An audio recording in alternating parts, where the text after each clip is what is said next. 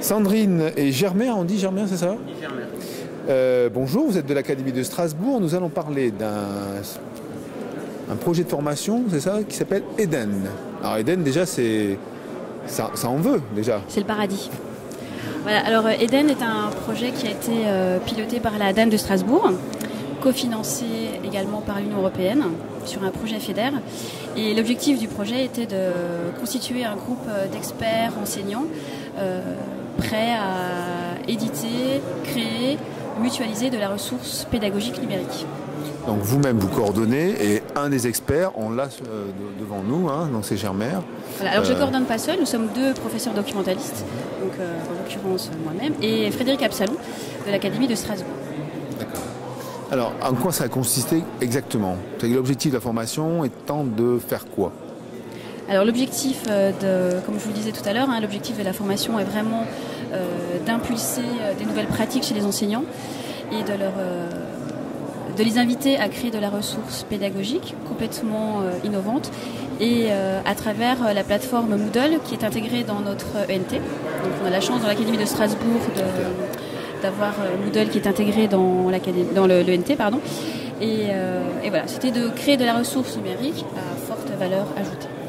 Donc ça touche bien entendu plusieurs disciplines. J'imagine qu'il y a un groupe constitué de la vingtaine de profs où il y a toutes les disciplines. On a donc un exemple ici qui est dans tout ce qui est français, lettres.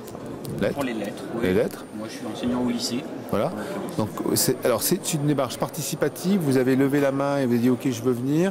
Vous avez été choisi. Comment ça s'est passé? Oui, c'est ça. Bon, accessoirement je suis aussi interlocuteur académique au numérique dans ma matière. Du coup on m'a fait signe que j'étais le bienvenu et j'ai sauté sur l'occasion.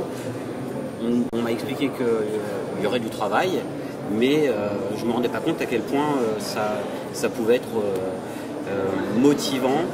Et voilà, on nous a proposé une formation vraiment différente de celle que je connaissais par ailleurs. D'accord, donc c'était un utilisateur du numérique en classe, déjà un petit peu motivé, et là on a fait de vous un expert. Exactement, oui, c'est bien dit.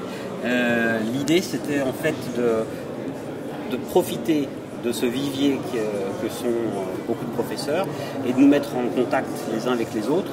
Et finalement, contrairement à ce qui se fait d'habitude, c'est-à-dire un formateur qui transmet l'information, là, tout ça s'est fait de manière mutualisée et de manière horizontale. Et on s'est tous appris des choses les uns aux autres. Ouais.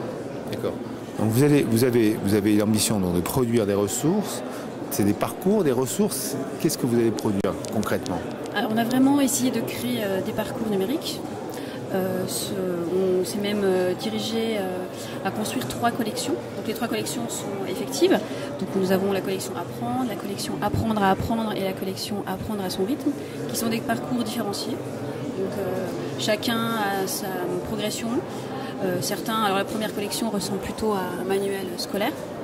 La deuxième plutôt à un tutoriel, un mode opératoire, de la méthodo, rappeler de la méthodo. Et le troisième est plus dirigé vers différencier, voilà. En fonction du niveau des élèves, en fonction de leur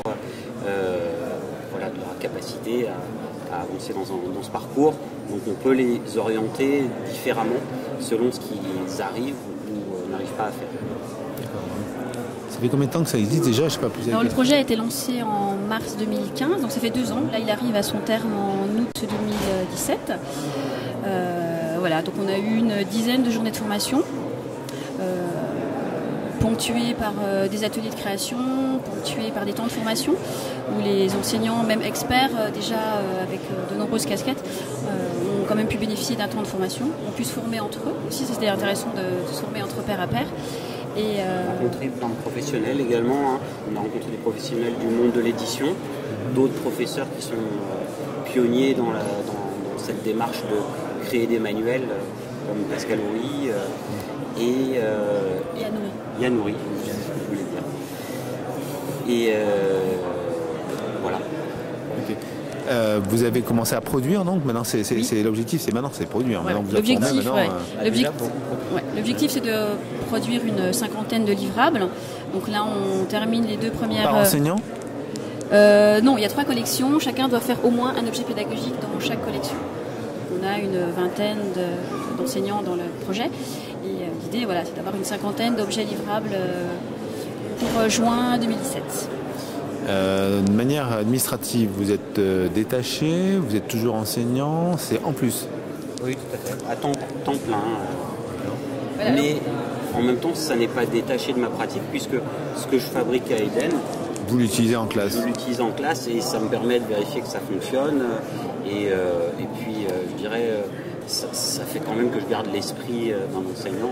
Bon, je ne verrai pas du tout cet exercice détaché de mon métier. Oui, vous ne voulez pas devenir un professionnel de l'édition de manuels ou de ressources numériques. Alors, je peux ajouter une précision. Mon collègue Frédéric Absalon et moi-même sommes déchargés sur un mi-temps, puisque comme je vous le disais tout à l'heure, nous bénéficions d'un cofinancement européen, et à ce titre, nous avons une décharge parce que nous avons dû mettre en place toutes les stratégies administratives, etc. C'est logique. Alors que vous, non. Voilà. Les enseignants, non. Ok, c'est normal. C'est normal. Bon, merci. Merci à vous. Merci. Et grâce à vous êtes mieux payé.